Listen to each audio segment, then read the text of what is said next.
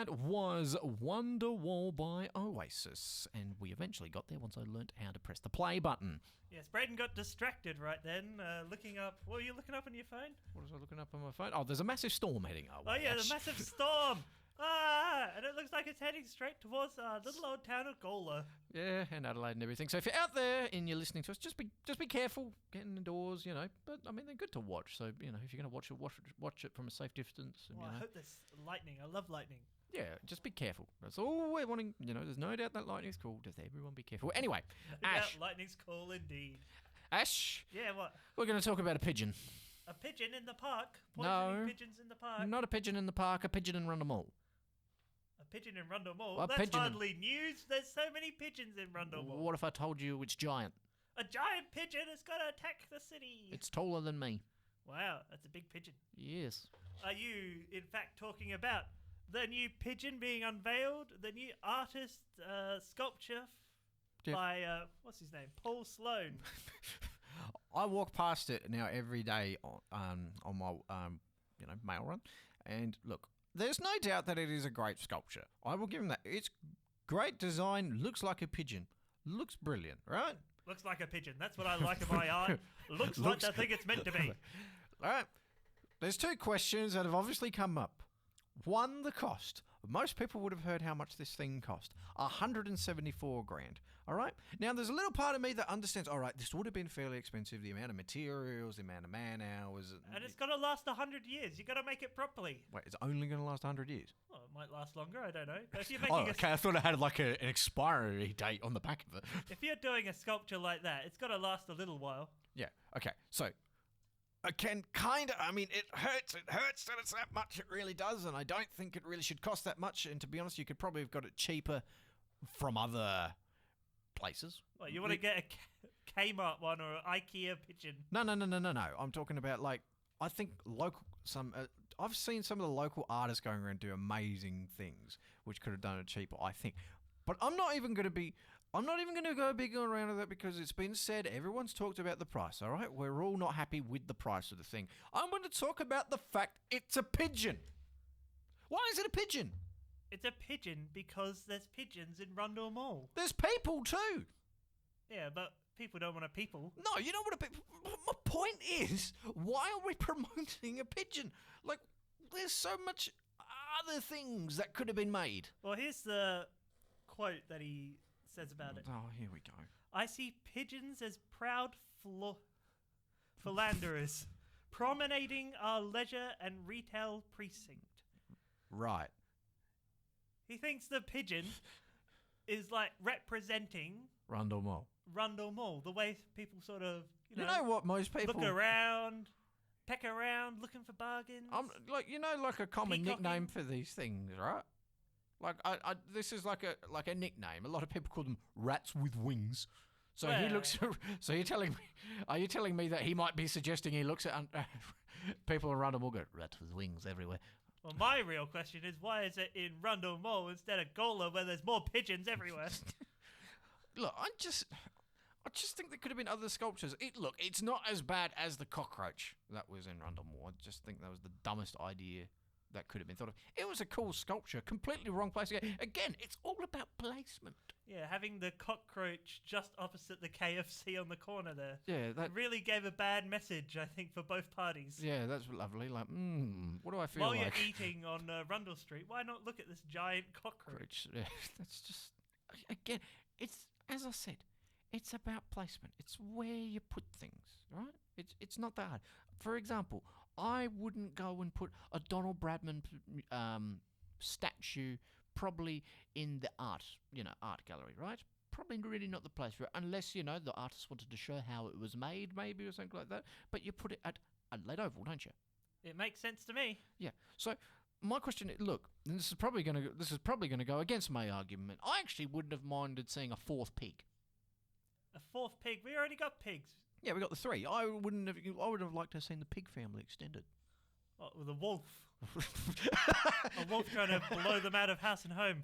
I don't know. Something, or at least an Australian animal. If you're not going to do the pigs or something like that, I would have liked to have seen an Australian animal. Yeah, having a pigeon there seems a bit I don't know, on the nose for an invasive species like that. Yeah, I don't know. Maybe if you made a koala, we're worried about them going extinct at the moment. That would have brought some prominence to it at least, and you create a little donation box.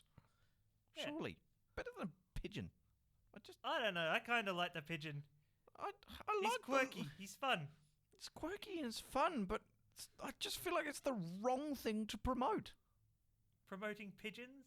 I think it's like looking at something we see every day and like reassessing it. I'm reading off his website. Look, it was just an interesting choice. All right, it's been interesting. Have you ever made an interesting choice while going down Randall Mall, or a mistake that you've made? Got any stories of Randall Mall when you were walking down there? Oh, mistakes of going down Randall Mall. Yeah, I got one. Right, what's that? I went on a pub crawl, uni pub crawl. I think it was summer crawl, about 2 years ago, and I was with my friends and we were just trying to impress each other. And you know those big, large steps at the end? Yeah. Yeah. Like these guys, they were like, it was about, I'd say 1 a.m. in the morning, and they're all like jumping off the top doing tricks, and usually what's the old saying? Monkey see, monkey do. Me being the monkey in this situation, thought I'll copy them. What can go wrong? Tried to do a front flip like these guys were doing, landed straight at my face, smashed my glasses in two. One of the most painful things I've done. Thankfully, though, I didn't really feel it till the next day because the alcohol that had gone through my system. That's the brilliant thing about alcohol, kids. The pain will eventually hit you. But yeah, have you ever done anything like that? Any highlights of Rundle Mall? Highlights of Rundle Mall. I remember my Bucks night and being on Rundle This is going to Mall. be classic. Well, it's actually kind of cute, really, because my wife had a bachelorette party on the same night as my Bucks night, Yeah. and basically what happens is she had a lot to drink, and she's a lightweight. She had a lot to drink, and at whatever time it was at night, decided, right, I need to find my Ashleigh. He's in the city somewhere. I need to find him and see him now. And the bridesmaids, she's actually on crutches because she broke her leg, but that's another story. And so, like, trying to hobble past her is like, no, come back. And she's, like, trying to work out where I am in the pubs. She eventually finds me in this this underground pub, and you have to go through a fireplace. It's really cool. And like, Ashleigh! Like, jumps on me, and I'm like, halfway through a drink, it's like, whoa, we're not meant to see each other, right? Yeah, it could have been quite an interesting position there, being a Bucks night. Yeah, I know. We were about to move on as well. Oh, goodness.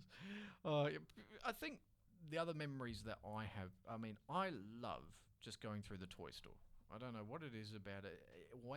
Even at my age, I still love looking through every minute of that. Like, I just can look every aisle and I can be transformed. You're like a into kid in a toy store. Yeah, exactly. I don't know about that. Like, I completely enjoy that. But the other thing I quite find entertaining are the buskers, right? And it doesn't even have to be a good busker. Oh no, it's much better when they're bad buskers. Yeah, it's hilarious when they're bad buskers, especially during fringe time. Like, we had this guy from Canada who was doing these great tricks on a unicycle, and he was high in the air, and he was trying to get everyone... Look, Australian crowds, they need a little bit extra to get involved in the performance. And it's just like, all right, everyone start clapping with me. And literally no one else was clapping. Nah, mate, you clap. You're meant to be entertaining us. And he's just like, all right, I'll start making jokes of lightness, And he starts like singing as he's clapping. He goes, I have daddy issues. And just like still dead set silence because we don't know if this is true or... I don't know. For some weird reason, I like seeing him bomb just as much as seeing him succeed. He's bombing while on top of a unicycle 4 meters in the air. It's an achievement. And I remember the old Fringe before they brought in all these rules about buskers and having space to actually walk down the street. Ugh. Like when it was actually like you couldn't move down Rundle Street because there'll be a busker there, a busker there, a busker there. And you couldn't get past them. I remember those days, and trying to find people in those crowds was absolutely impossible. I also remember that I'm convinced there used to be this busker. I'm convinced he's learning his instrument as he is busking. Right? Oh, that is very common. I heard I've seen one that a lot. song the entire time. I was shopping there for like 2 hours. Walking back, he's still playing the same Still playing thing. Wonderwall. What the heck? I don't know. Do they just play the... And there's money in it. So I wonder if it's just that they pick a popular song, right? And whenever someone walks by, it's like, all right, that one worked, so I'll just keep playing that one for as long as I can. Do you get what I mean? Because everyone until they knows that one. finally master the instrument. Yeah, basically. I think that. I mean, it's cheaper than getting lessons. Just busking out in the street, maybe you can make Yeah, a you're bit getting of money. paid to do a lesson while you're being taught by yourself. The risk is you're doing it by yourself. Anyway, I think it is time to move on to a music break. Ash, let's see if I can get this one right. Will I get it will be the question. And we are going to hear, once I find it. This is what you don't hear on commercial radio. The DJ trying to find a song and playing the song. This is what makes us different to the professionals. I'm sorry, guys. Jason Graves, The Order, 1886. Will I get this right? No. Yes.